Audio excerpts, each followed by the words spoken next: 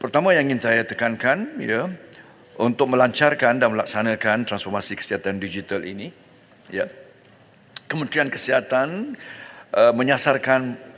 tempoh 4 hingga 5 tahun, Tan Sri, untuk melaksanakan transformasi ini, ya, di mana pada akhirnya kita akan mencapai apa yang diistilahkan sebagai satu individu atau satu warga, satu rekod. Bermula dengan penggunaan rekod perubatan elektronik ataupun diistilahkan dengan izin Electronic Medical Record atau dengan bahasa yang lain Lifetime Health Record LHR di setiap fasiliti kesihatan di seluruh negara sebagai the backbone of the digital transformation, nadinya, ya, the heartbeat of this transformation dengan izin. Kementerian sedang mengambil beberapa perspektif baru pelaksanaan transformasi ini. Antara lainnya, kita telah mewujudkan satu bahagian kesihatan digital atau dengan izin Digital Health Division yang akan bertanggungjawab antara lain merangka pelan pendigitalan, ya,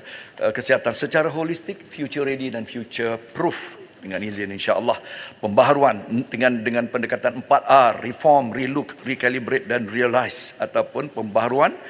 ketelitian dan penyelarasan dan pelaksanaan. Ya, ini antara lain pastinya merangkumi aktiviti konsolidasi unit-unit digital di KKM yang terdahulu kita dah bertindak secara in silo, yang melihat ini kepada satu yang dirangkumkan sekaligus, yang melihat kembali semua sistem digital di KKM, menetapkan strategi pendigitalan baru mengikut arus teknologi terkini dan seterusnya mengimplementasi serta memantau implementasinya itu, ya, yang telah dirancang, ya. Kajian pemetaan ataupun dengan izin mapping the entire digital architecture, ya, keseluruhan arkitektur kesihatan digital negara serta penambahbaikan strateginya sedang kita laksanakan, yang insya-Allah akan menjadi lebih pantas dalam penyediaan perkhidmatan kesihatan yang lebih komprehensif dan berkualiti. Seterusnya, Tan Sri Yang Di-Pertua,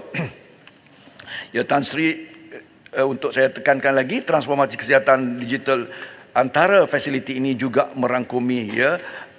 yang dikatakan sebagai seamless, ya, berselanjar ataupun connected kepada fasiliti-fasiliti kerajaan dan swasta, yang juga merupakan salah satu matlamat KKM dalam meningkatkan accessibility, keselamatan, kecekapan dalam penyampaian perkhidmatan kesihatan yang antara lain akan dapat sedikit, ya, dismantle ataupun meruntuhkan dikotomi antara public dan private ataupun di antara awam dan swasta, ya. Jadi dengan itu, Tan Sri Yang Di-Pertua, mustahak adalah antara lainnya untuk kita capai apa yang sebenarnya merupakan tujuan digital ini pada akhirnya untuk kita sampai merealisasikan yang diistilahkan sebagai hari ini sebagai dengan izin precision patient care ataupun ketepatan penjagaan kesihatan pesakit, dan yang mempunyai beberapa ciri antara lainnya adalah ianya bersifat low cost. Sebagai contoh yang telah kami lakukan, CCMS 50 klinik yang kita belanja hanyalah dalam jumlah kurang lebih, ya, 116,000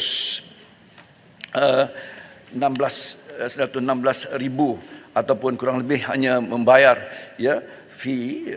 sebanyak 15,000 lebih, ya, setahun, ya. Itu adalah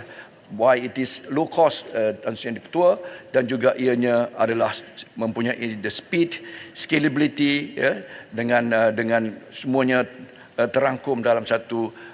seamless ataupun connected semuanya facilities kita public dan swasta, Tan Sri Yang Di-Pertua. Maka juga sementara kita dapat capai precision patient care, kita juga akan akhirnya dengan data itu akan dapat melakukan big data analytics, digital health dan juga apa yang dikatakan sebagai precision medicine, ya, dengan mengambil kira segala yang lain, genomik dan sebagainya untuk kita capai juga precision public health.